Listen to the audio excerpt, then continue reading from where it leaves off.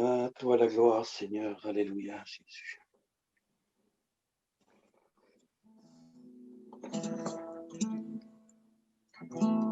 Voilà, sans plus tarder, prendre quelques chants et puis laisser place à nos louanges respectives, individuelles mais également collectives.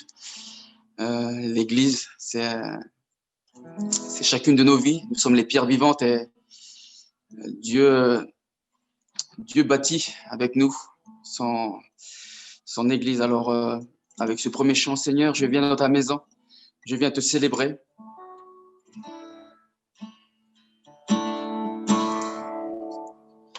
Je vous invite à le chanter ensemble, dans vos maisons, de tout notre cœur, en famille. Je viens dans ta maison. Je viens dans ta maison. Je veux te rencontrer. Tel que je suis, m'abandonner. Et alors que nous chantons, ton esprit me remplit. Mon âme est libérée. Je viens dans ta maison. Je viens dans ta maison. Je veux te rencontrer. Tel que je suis, m'abandonner. Alors que nous chantons, oui, alors que nous chantons, ton esprit me remplit. Ton âme est libérée. Je te vois, je t'entends près de moi. Tu es là, viens, souffle sur moi.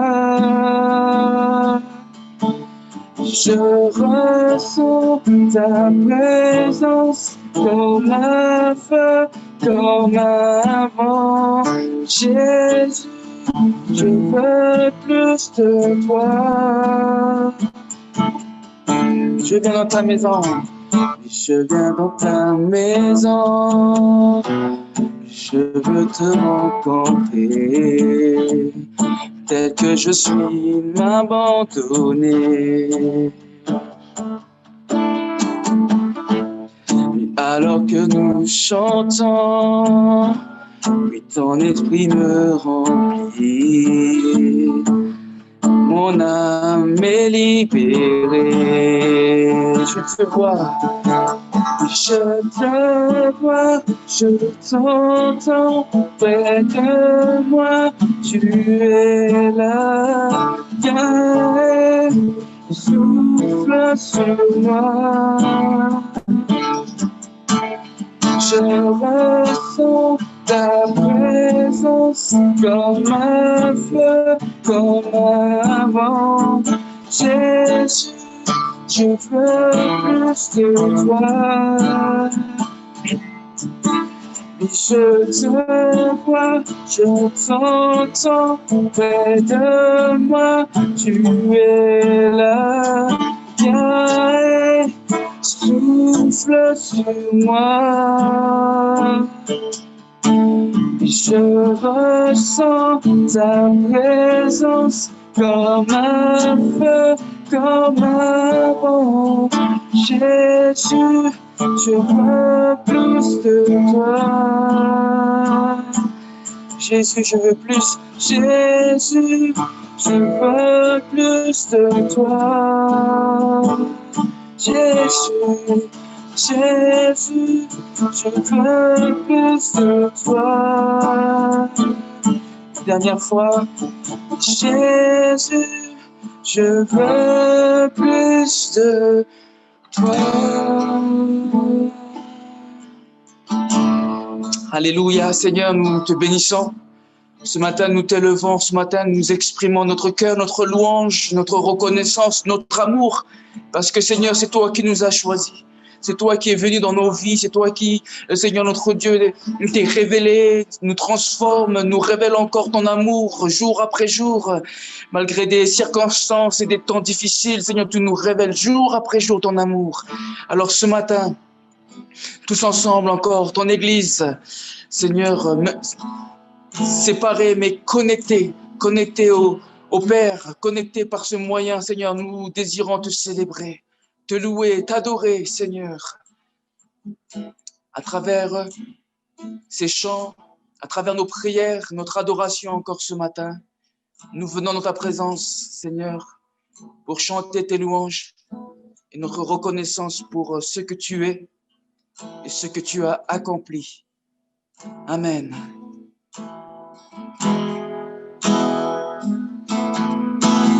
Nous venons dans ta présence pour chanter tes louanges et notre reconnaissance de ce que tu as accompli.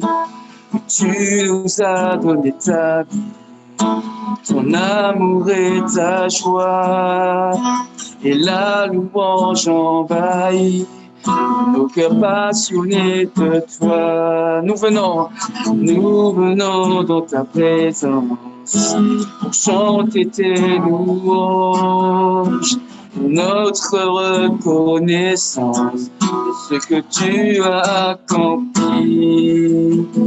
Tu nous as donné ta vie, ton amour et ta joie, et la louange envahit nos cœurs passionnés de toi. Tu es le Créateur puissant, l'agneau ressuscité, toi seul as pu triompher de la mort et du péché. Tu as délivré ton peuple pour la vraie liberté. Je veux suivre tes pas. Chaque jour être avec toi, tu es le Créateur puissant, l'agneau ressuscité. Toi seul as pu triompher de la mort et du péché. Tu as délivré ton peuple pour la vraie liberté. Je veux suivre tes pas. Chaque jour être avec toi. Nous venons dans ta présence pour chanter tes louanges et notre reconnaissance, ce que tu as accompli. Tu nous as donné ta vie, ton amour et ta joie, et la louange envahit nos cœurs passionnés de toi. Tu es le Créateur puissant, l'agneau ressuscité, toi seul as pu triompher de la mort et du péché. Tu as délivré ton peuple pour la vraie liberté. Je veux suivre tes pas. Chaque jour être avec toi, tu es le Créateur puissant, l'agneau ressuscité. Toi seul as pu triompher de la mort et du péché. Tu as délivré ton peuple pour la vraie liberté. Je veux suivre tes pas. Chaque jour être avec toi. Alléluia, Jésus. C'est vrai, Seigneur, chaque jour, c'est la prière de tout membre de l'Assemblée, tout disciple qui se réclame de Jésus-Christ, qui se réclame de Dieu encore ce matin.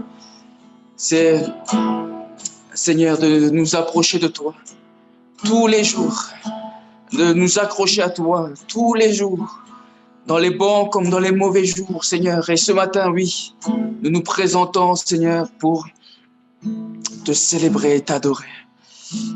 Alléluia. Béni soit ton nom.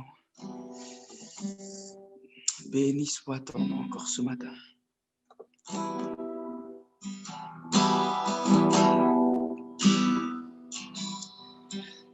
Plonge-moi dans ta rivière d'amour.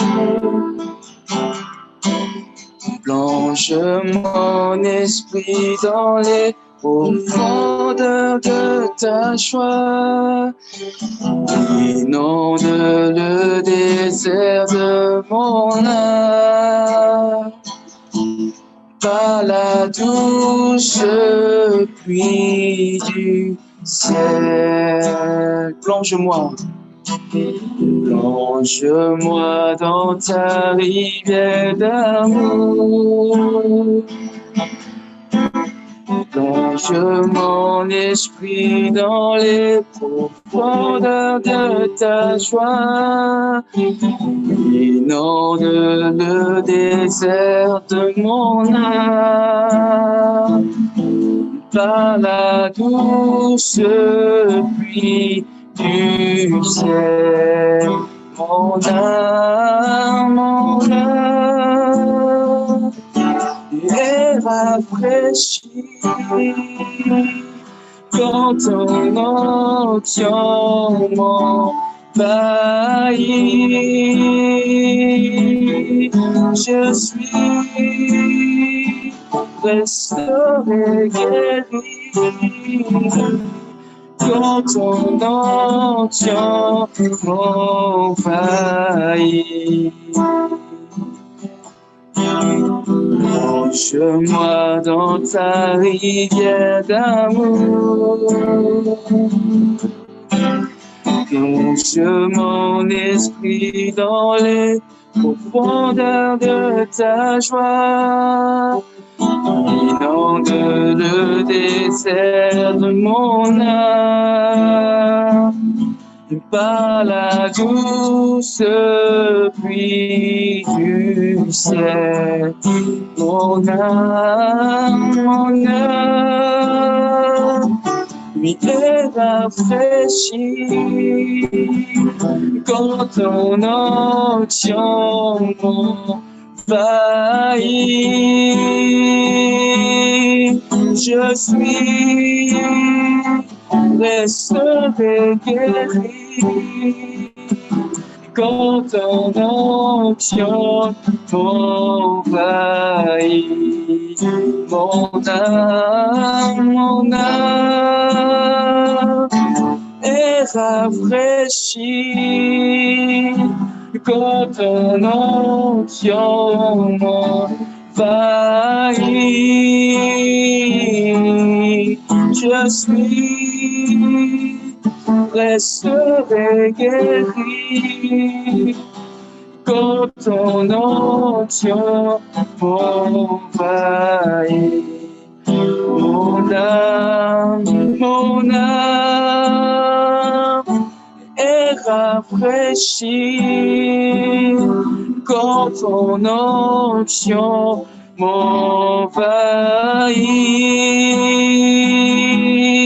Je suis restauré, guéri, quand ton onction m'envahit. Peut-être que chacun chez nous à la maison peut louer le Seigneur. Avec nos enfants, on peut célébrer le Seigneur tous ensemble. Bénissons le Seigneur dans nos familles, dans nos maisons, bénissons-le. Oui, Seigneur, quand nous nous approchons de toi, ton onction nous envahit, ta présence nous envahit. Et Seigneur, nous sommes renouvelés, restaurés. Mais Seigneur, ce matin encore, Seigneur, c'est que nous nous approchons encore pour, Seigneur, te célébrer, élever ton nom, te dire combien nous t'aimons, combien nous aimons ta présence, combien nous aimons encore, Seigneur, notre Dieu, ce Père que tu es pour chacune de nos vies, de nos personnes, pour nos familles, Seigneur, notre Dieu. Alors ce matin, reçois la louange et l'adoration. Reçois encore nos cœurs. Reçois encore une passion renouvelée pour ta personne. Reçois encore une famille renouvelée, Seigneur, une famille passionnée, Seigneur, notre Dieu, par ta personne, par qui tu es, pour ce que tu représentes pour nos vies, pour l'œuvre de Christ à la croix qui nous permet encore ce matin de vivre des moments spirituels bénis dans ta présence. Mais pour que, Seigneur, toi seul encore ce matin, en reçoive toute l'adoration, toute la louange et toute la gloire. Alléluia. Mon âme est rafraîchie quand ton onction m'envahit. Je suis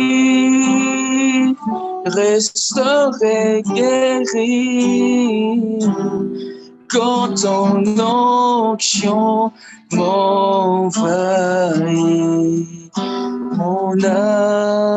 Mon âme est rafraîchie quand ton onction m'envahit. Je suis restauré, guéri quand ton onction m'envahit. Alléluia, Jésus. Alléluia, Jésus. Alléluia, Jésus. Voilà, voilà.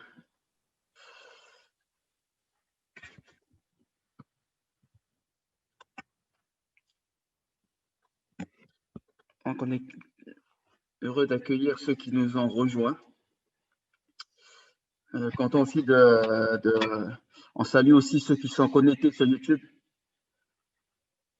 On est content d'être ensemble, même si on est dans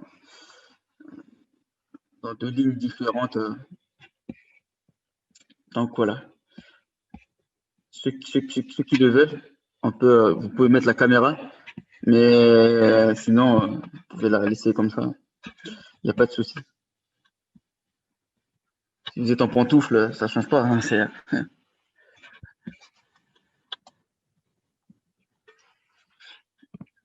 voilà. Donc, excusez-moi. Coucou Manuel.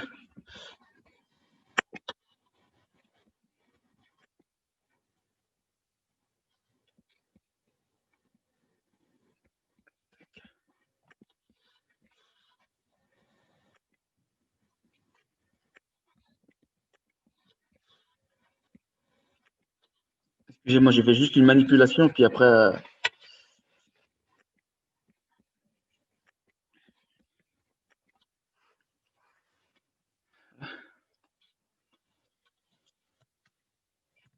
Que tout le monde voit mon écran.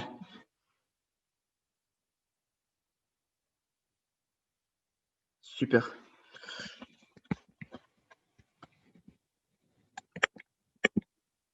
Donc tout le monde le voit alors. Parce que je ne sais pas trop. Oui, c'est bon, Kevin, on voit ton écran. Oui.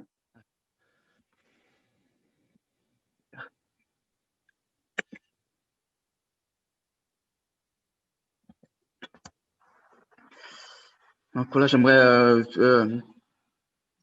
partager un texte biblique avec vous. Je ne sais pas si Patrick est toujours avec nous. Patrick, il est toujours avec nous?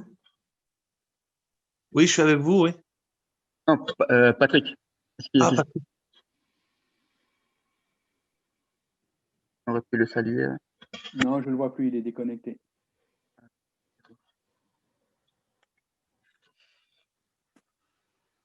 Donc, je voulais voir avec vous un texte dans l'Ancien Testament. Vu qu'on est chacun à la maison, je pense que chacun a sa Bible à portée de main. Et prendre avec vous un livre dans l'Ancien Testament, le livre du prophète Jérémie au chapitre 29.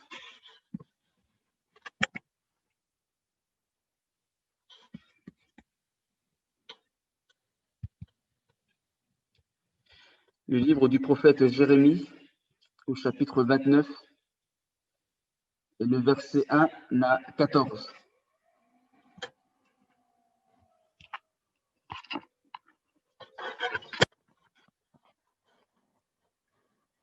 Jérémie 29, 1 à 14. Voici le contenu de la lettre envoyée de Jérusalem par le prophète à ceux des responsables du peuple qui subsistaient en exil, ainsi qu'aux prêtres, aux prophètes et à tout le peuple que Nebuchadnezzar avait déporté de Jérusalem à Babylone.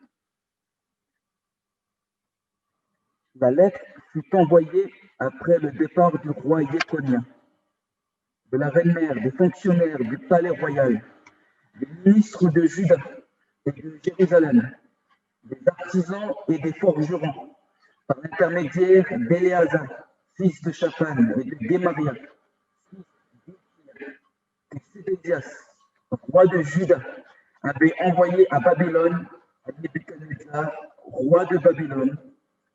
La lettre disait: Voici ce que déclare le Seigneur des armées célestes, Dieu d'Israël, à tous les exilés que j'ai fait déporter de Jérusalem à Babylone. Construisez des maisons, installez-vous, plantez des jardins et mangez-en les fruits. Mariez-vous et ayez des enfants. Mariez vos fils et donnez vos filles en mariage et qu'elles aient des enfants. Multipliez-vous là-bas et ne laissez pas diminuer votre nombre. Recherchez la prospérité ou le bien-être de la ville où je vous ai déporté et priez l'Éternel en sa faveur. Car de sa prospérité, de son bien-être dépend la vôtre. Verset 8. Car voici ce que déclare le Seigneur des armées célestes, Dieu d'Israël. Ne vous laissez pas induire en erreur par vos prophètes qui sont au milieu de vous, ni par vos devins, et ne prêtez pas attention aux révélations que vous leur demanderez, car ce sont des mensonges qu'ils prophétisent. Prophétiser, c'est parler au nom du Seigneur. C'est des mensonges qu'ils prophétisent en mon nom. Je ne les ai pas envoyés, ou je ne les ai pas approuvés. L'Éternel le déclare. Verset 10, car voici ce que déclare l'Éternel. C'est seulement au bout des 70 années allouées à Babylone que j'interviendrai en votre faveur pour accomplir la promesse que je vous ai faite, de vous faire revenir dans ce pays. Verset 11, car moi je connais les projets que j'ai conçus en votre faveur, déclare l'Éternel.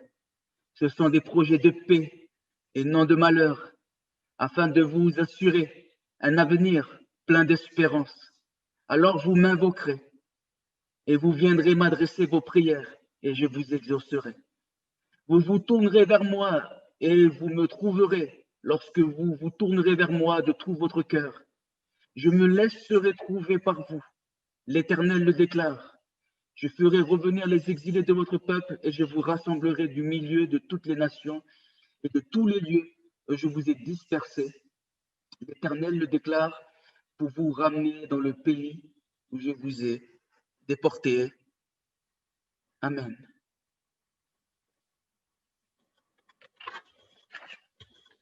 Une belle lecture que nous avons là dans le livre du prophète Jérémie.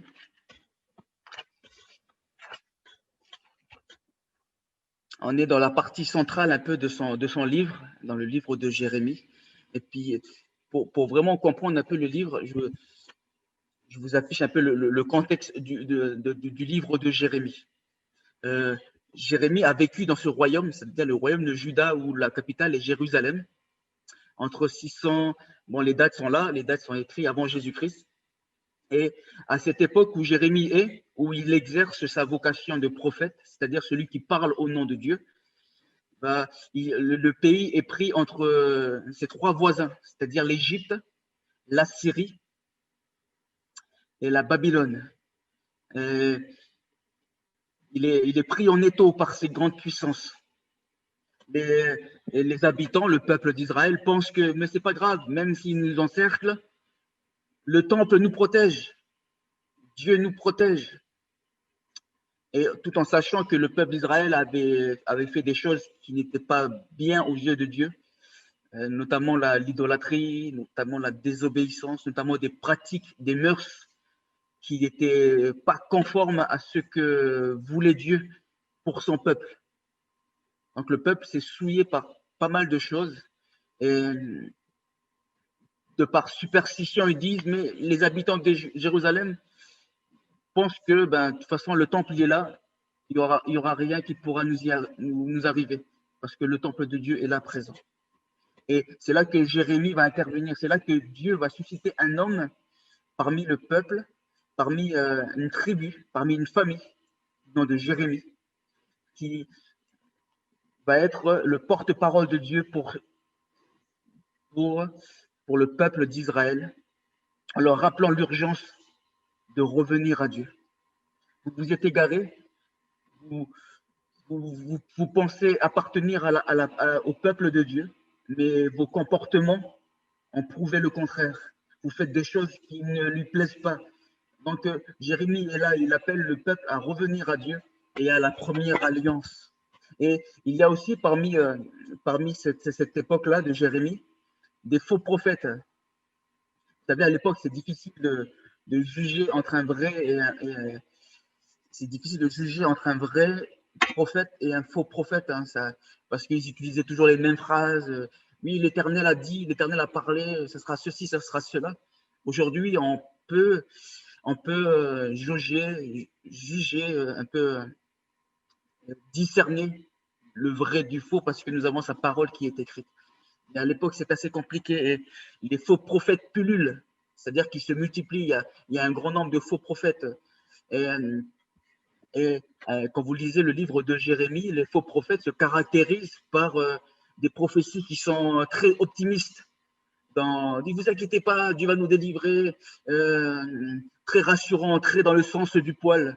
Il caresse dans le sens du poil du peuple pour que le peuple soit rassuré soit dans une fausse rassurance, dans un faux espoir.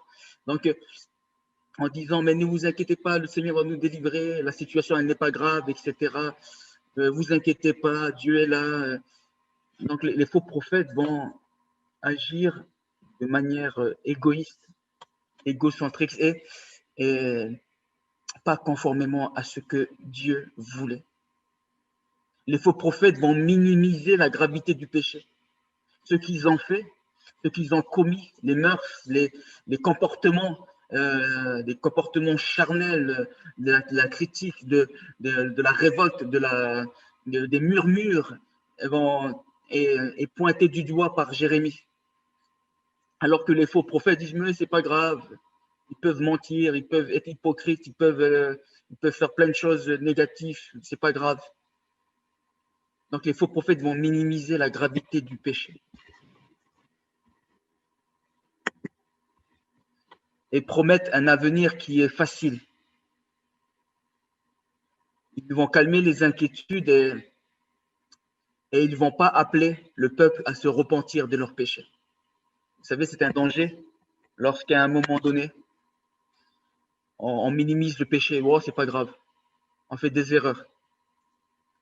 Le fait de minimiser le péché dans notre vie va nous amener à s'éloigner peu à peu de Dieu. Et le message de Jérémie est ceci, repentez-vous de vos péchés, revenez à lui de tout votre cœur, revenez à lui, parce que si on le cherche, on va le trouver, si on frappe, il nous ouvrira. Mais il nous faut dans un premier temps nous repentir. Et c'est ça un peu le message central, un peu le contexte général du livre de Jérémie. Vous savez, ça m'a fait penser à une image, à ceci. Ça m'a fait penser à ça. À votre gauche, vous avez un diamant. Et à votre droite, vous avez du charbon.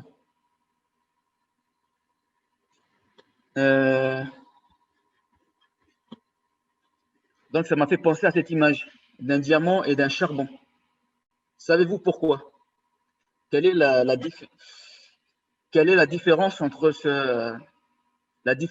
un diamant et un charbon? Je vous laisse réfléchir. Le charbon, ça sert à se réchauffer, alors que le diamant, c'est lié à la luxure. Oui, quoi d'autre? Quelle est la différence entre le diamant et le charbon? C'est déjà pas la même apparence. Il y a un caillou qui brille, donc qui est très attirant. Et le charbon, c'est moins joli, mais en fait, il nous réchauffe. Okay.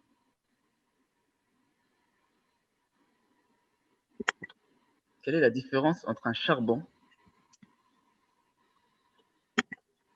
C'est sûr que de l'aspect, excusez-moi le terme, mais c'est vrai que le charbon est moche par rapport. En fait, c'est la même chose, sauf qu'il y en a un des deux qui est plus vieux et qui a souffert. C'est le diamant. Tout à fait. Alors, pour moi, le charbon, c'est le diamant. C'est le diamant aussi, parce que le charbon, c'est le brut, et le diamant, c'est celui qui est travaillé. Et je pense qu'au départ, on est du charbon, et quand Dieu nous travaille, on devient des diamants.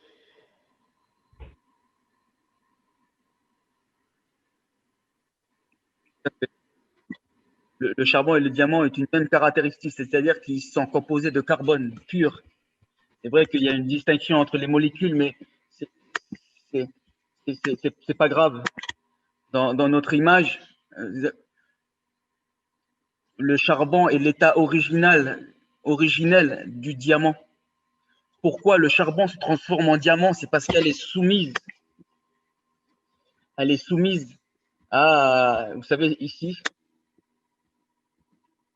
à des températures et des pressions élevées, à plus de 1000 degrés. Le charbon, plus elle est soumise, plus elle est travaillée, plus elle souffre, plus elle est compressée, plus elle est travaillée dans du long terme, c'est-à-dire elle prend des milliers d'années à être travaillée sous terre, près du centre de la Terre, près des hautes températures. Et plus au fil des années, elle s'affine, elle se transforme, les molécules changent et elle devient un diamant. Et ça m'a fait penser à ça, ce passage de l'écriture dans Jérémie. Vous savez, ils sont en exil. Le peuple d'Israël est en exil. Personne n'aimerait être en exil.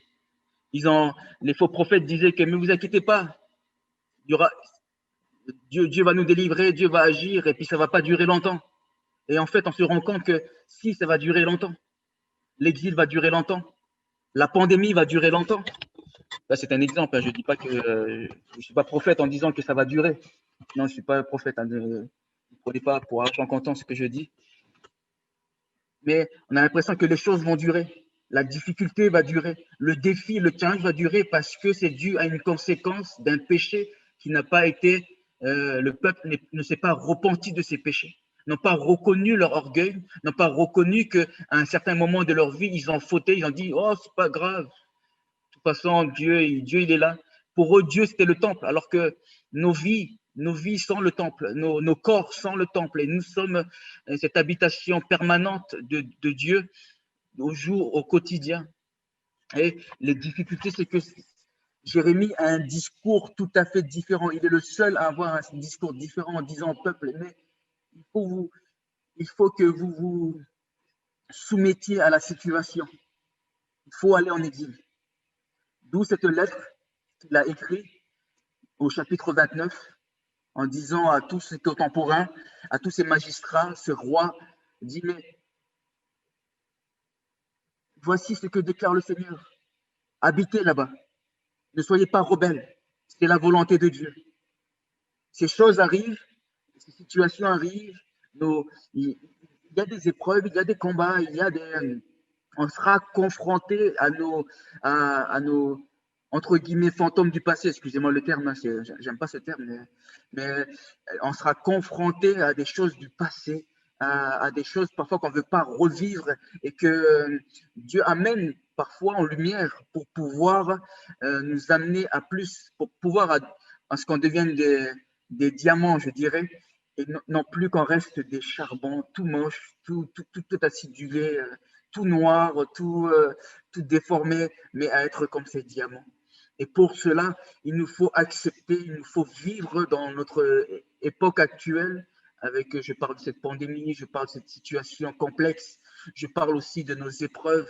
Les épreuves sont nécessaires, les difficultés sont nécessaires, les combats sont nécessaires. Parce que Dieu, dans tout cela, nous apprenons à compter sur le Seigneur. C'est pour cela qu'au verset 5, il dit, mais construisez. C'est-à-dire qu'il nous faut rebrousser les manches, construisez. Il faut que, malgré la pluie, le vent, la neige, il nous faut construire, il nous faut bâtir, il nous faut agir avec la force que Dieu nous donne pour pouvoir porter du fruit qui sera à sa gloire.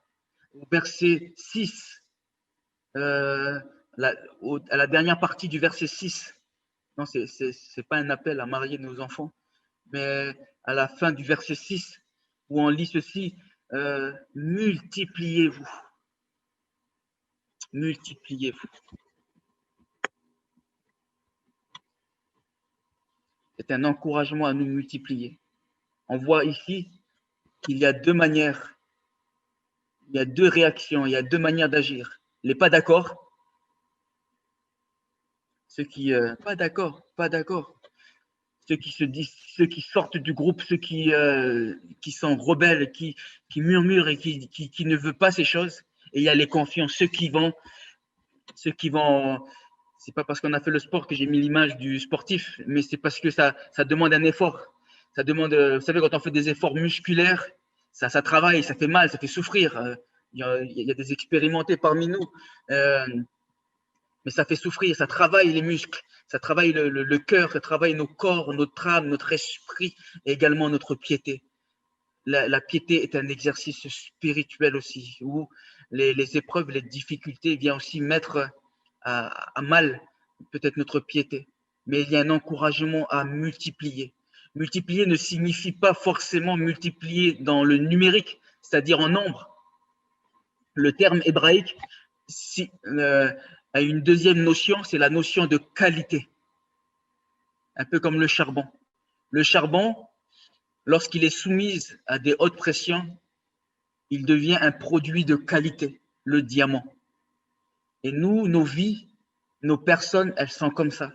Nous étions comme des charbons. Excusez-moi, je ne vous traite pas de charbon, mais nos vies, nos personnes, elles étaient comme ça, jusqu'au jour où le Seigneur vient dans nos vies.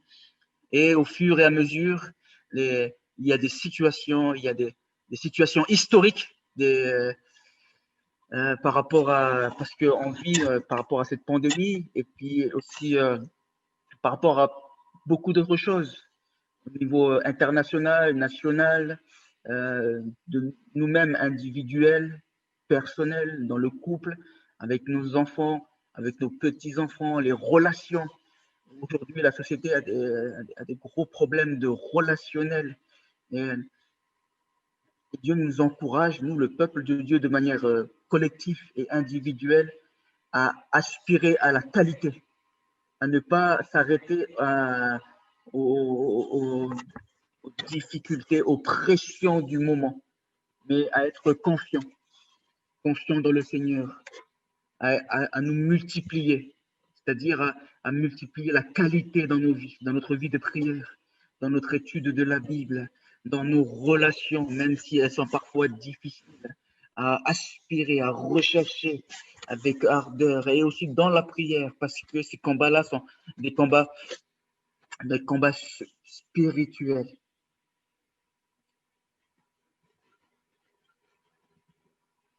Il y a vraiment une invitation à laisser Dieu. Parfois, on ne comprend pas les choses. On ne comprend pas notre époque, les situations qui nous arrivent, les imprévus, etc. Voilà comment Dieu nous dit,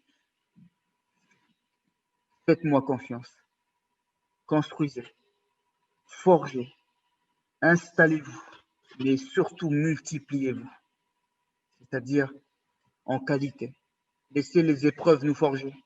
Laissez le contre-courant façonner nos vies, façonner nos cœurs, même si elle perdure, même si elle est difficile à laisser, laisser ces choses nous façonner pour que nous puissions acquérir la maturité. C'est ce qu'on lit dans Éphésiens. Paul encourage à la maturité, à la stature parfaite de Jésus-Christ, lui qui a enduré ces choses. Je ne minimise pas et je ne méprise pas vos difficultés. Je ne minimise pas et je ne méprise pas ce que l'on vit au niveau national par rapport à cette pandémie, par rapport à plein d'autres choses, par rapport à la précarité, par rapport aux difficultés, à nos pensées, à des addictions, etc. Mais il y a un encouragement et une invitation à multiplier, à faire confiance, à être confiant. Ça va demander beaucoup d'efforts, de persévérance, dans le temps.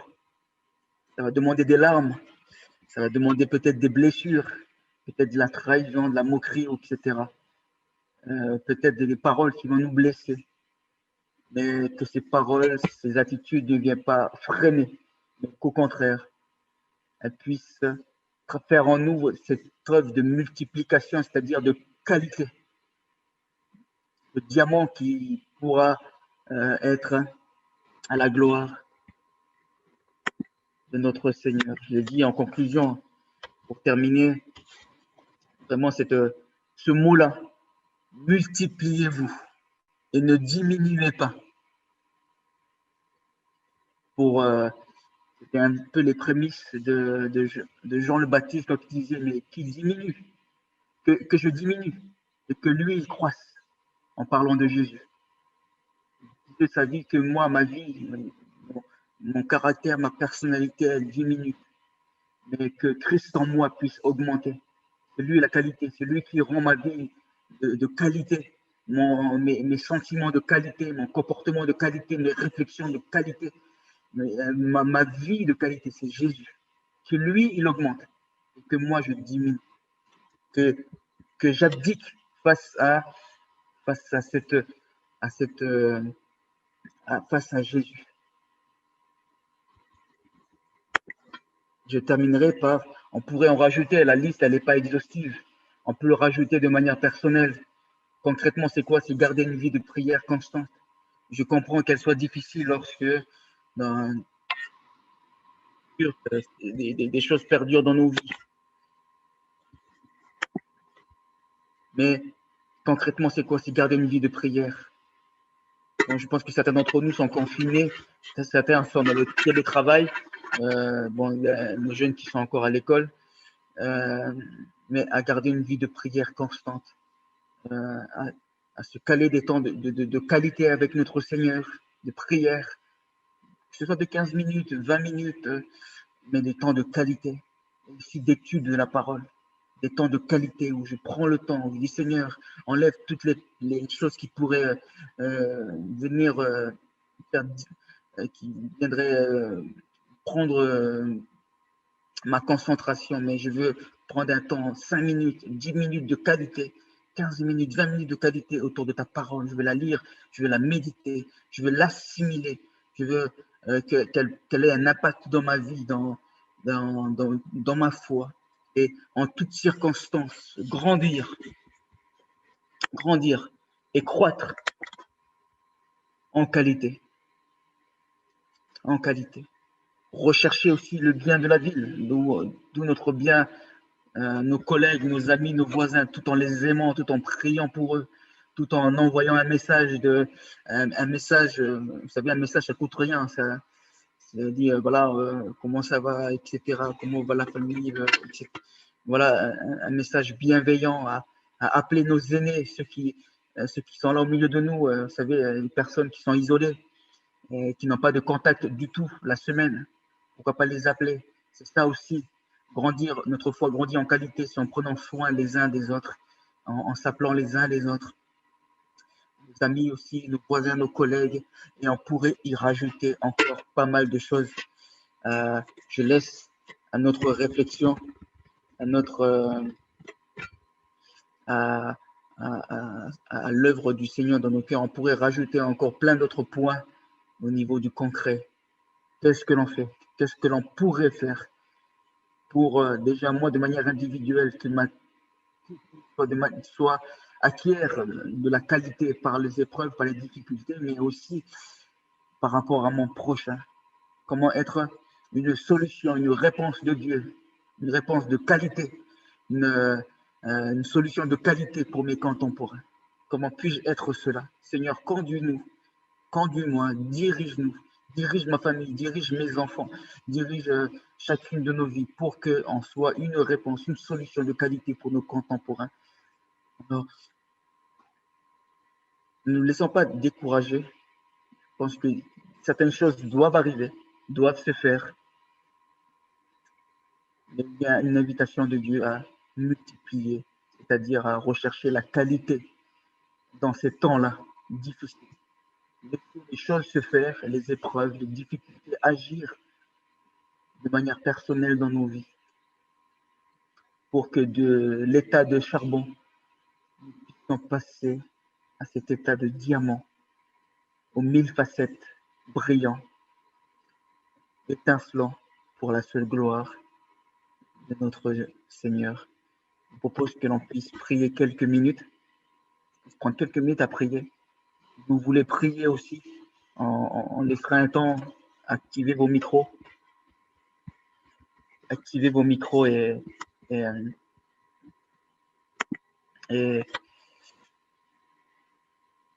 on priera le Seigneur. Seigneur, nous te disons merci pour ta parole. Merci parce que on est parfois lassé, parfois ce que l'on entend, les doutes dans les journaux, dans les radios, parfois nous sommes découragés, on se dit qu'est-ce qu'il faut faire? Nous multiplie 10 minutes ensemble, mais garder cette piété, cette vie spirituelle qui nous apporte à glorifier ton nom, mais aussi à être confiant. D'autres difficiles.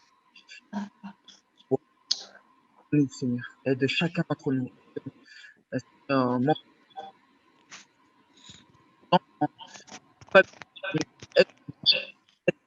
Encore, Seigneur notre Dieu, à élever ton nom, à glorifier ton nom, à être confiant, même si c'est dur, même s'il faut pleurer, même si, Seigneur notre Dieu, nous n'avons plus la force de prier, même si nous n'avons plus la force de lire ta parole.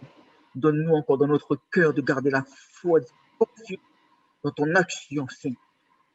À toi la gloire ce matin. Amen.